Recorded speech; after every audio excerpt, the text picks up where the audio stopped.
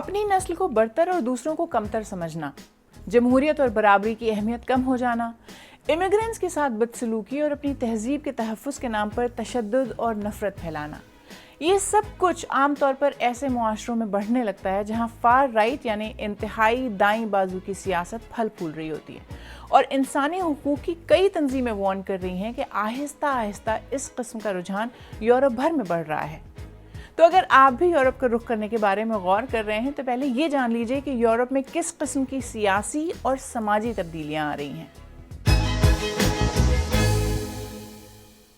In short, Europe میں نہ صرف دوسرے ملکوں سے آنا مشکل ہوتا جا رہا ہے بلکہ ایسا لگنے لگا ہے جیسے لوگوں کے دلوں میں بھی جگہ کم ہوتی جا رہی ہے۔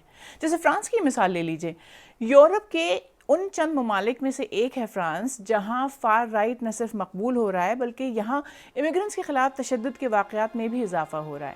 سن 2019 سے 2022 کے دوران فار رائٹ کے لوگوں کی جانب سے نسل پرستانہ اور سیاسی تشدد کے 35 بڑے واقعات ہوئے۔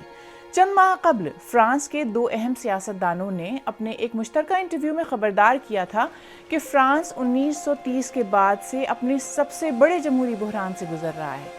ان کے مطابق اس بحران کی سب سے بڑی وجہ نفرت کی سیاست کرنے والی پارٹی نیشنل فرنٹ کی بڑھتی ہوئی طاقت اور مقبولیت ہے۔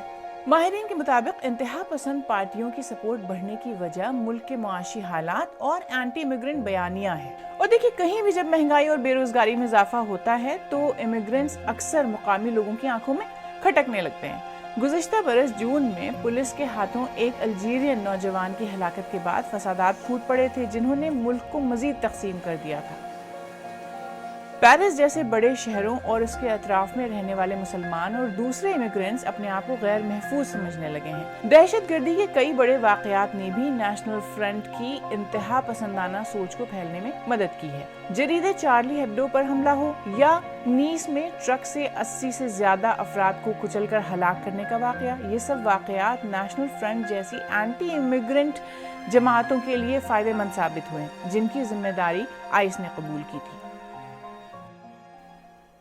سوال یہ ہے کہ 2 دہائیوں پہلے تک یورپ میں حالات اتنے برے نہیں تھے، تو اس درمیان ایسا کیا ہوا کہ ووٹرز کا جھکاؤ انتہائی دائیں بازو کی سیاست کی طرف بڑھنے لگا؟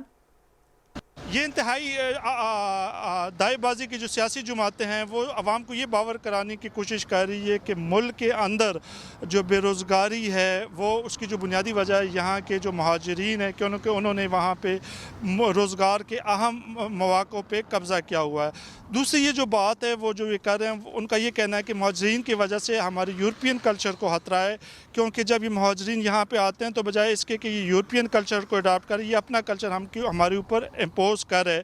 اور یہ وہ 2 بنیادی وجوہات ہیں جس کی وجہ سے ہم دیکھ رہے ہیں کہ انتہائی دائیں بازو کی جو سیاسی جماعتیں ہیں وہ یورپ کے اندر مقبولیت حاصل کر رہی ہے۔ اب جون کے اندر جو ہے یورپین پارلیمنٹ کے اندر انتخابات ہونے جا رہے ہیں اور یہاں پر جو انتہائی دائیں بازو کی جو سیاسی جماعتیں ہیں انہوں نے اپنے ایک اتحاد قائم کیا، اور مبصرین کا کہنا ہے کہ پہلی دفعہ تاریخ میں جو ہے یورپین پارلیمنٹ میں انتہائی دائیں بازو کی ایک بہت بڑی تعداد جو ہے پارلیمنٹ میں شمولیت اختیار کر لے گی، اور جب یہ پارلیمنٹ کا حصہ ہوں گی، یورپین پارلیمنٹ کا حصہ ہوگی، تو پھر یورپین پارلیمنٹ کے قوانین، یہاں کے اصلاحات، قانون سازی کے حوالے سے ان کا کردار انتہائی اہم ہوگا۔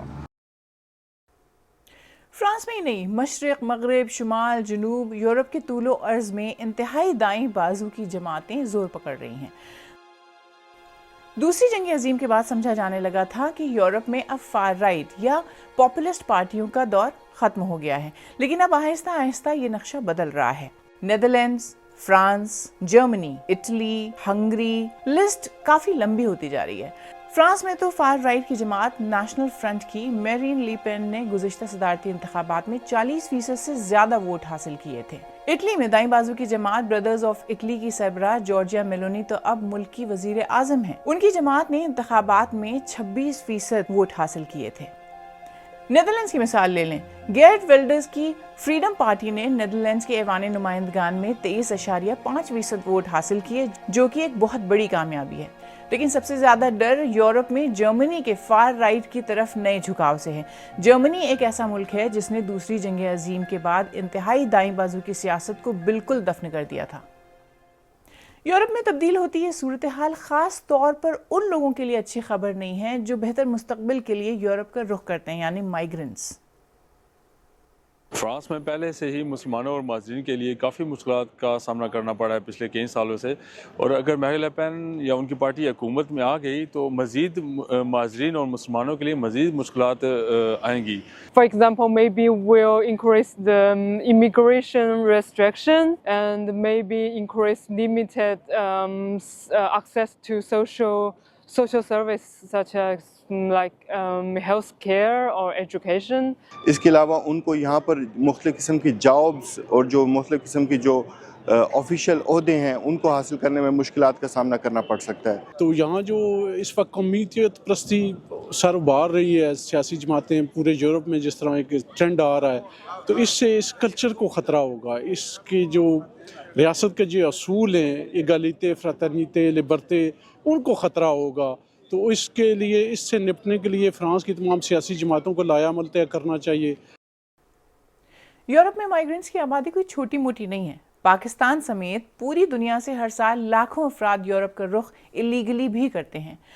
2015 جب مشرق وسطی میں عرب اسپرنگ کی لہر اپنے عروج پر تھی، یہ وہ سال تھا جب 18 لاکھ لوگ یورپ کی سرحد پر اکٹھے ہوئے اور یورپ میں داخل ہونے میں کامیاب رہے۔ 2015 کے بعد سے اللیگل امیگرنٹس کی تعداد میں مسلسل کمی ہوئی ہے۔ 2022 میں یہ تعداد 2,80,000 تھی۔ حالیہ برسوں میں مختلف یورپی حکومتوں نے اپنی امیگریشن پالیسیز کو سخت کیا ہے۔ 2023 میں 1,05,000 لوگوں کو یورپ سے نکل جانے کا حکم دیا گیا تھا۔ جنوری 2023 تک کے نمبرز کے مطابق جرمنی میں 12 ملین ایسے افراد موجود ہیں جو غیر قانونی طور پر ملک میں داخل ہوئے تھے، جبکہ اسپین میں یہ تعداد 6 ملین، فرانس میں 5 ملین اور اٹلی میں 5 ملین ہے۔ ایک اندازے کے مطابق تقریباً 12 لاکھ غیر قانونی مائیگرنٹس برطانیہ میں موجود ہیں۔ تو ان حالات کو بدلنے کے لیے کیا یورپ کی جمہوری طاقتوں کے پاس کوئی راستہ ہے؟ ان سے نبرد آزما ہونے کے لیے بھی ہمیں یونیورسٹیز میں فریڈم آف تھاٹ کو پروموٹ کرنا پڑے گا، پارلیمنٹس کو زیادہ اسرٹیو ہونا پڑے گا، سول سوسائٹی کے جو گروپس ہیں ان کو زیادہ ووکل ہونا پڑے گا، اور میڈیا کو زیادہ رسپانسیبل رول ادا کرنا پڑے گا۔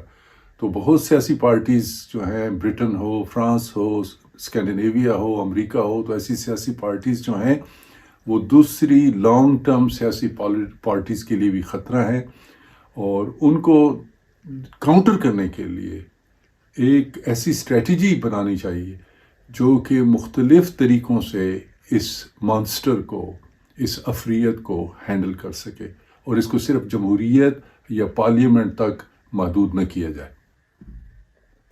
دیکھیے، تاریخ گواہ ہے کہ انتہائی دائیں بازو کی سیاست نے سماج میں ہمیشہ تقسیم اور نفرت پھیلائی ہے۔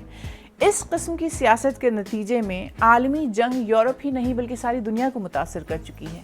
اس لیے ماضی سے سبق حاصل کر کے مستقبل کے اقدامات پر غور کرنے کی ضرورت ہے، اور حکومتوں کو چاہیے کہ ان مسائل پر توجہ دیں جن کی وجہ سے لوگ نفرت اور تقسیم کی سیاست کی طرف جھکنے لگتے ہیں، تاکہ عوام میں بے چینی کم ہو اور ایک دوسرے کے لیے دلوں میں جگہ بنے۔